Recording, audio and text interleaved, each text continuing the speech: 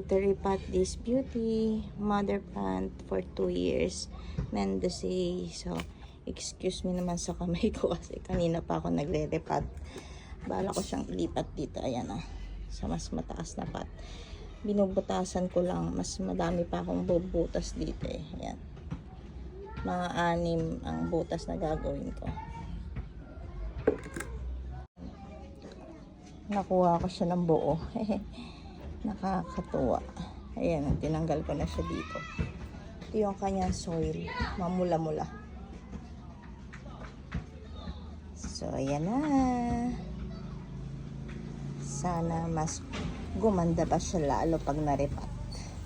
Mother plant ko for 2 years. Ayan o. Ganda. Ito na. Naripat ko na siya. Yay!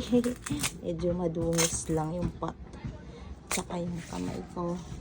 Pero diba? Nasa tall pot na siya. Kasi ito sobrang ano ito eh. Ayan o. Sobrang baba. Eh gusto ko na ano. Magkakapantay-pantay sila dyan. Ayan.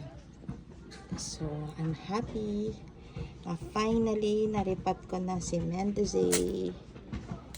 Ayan.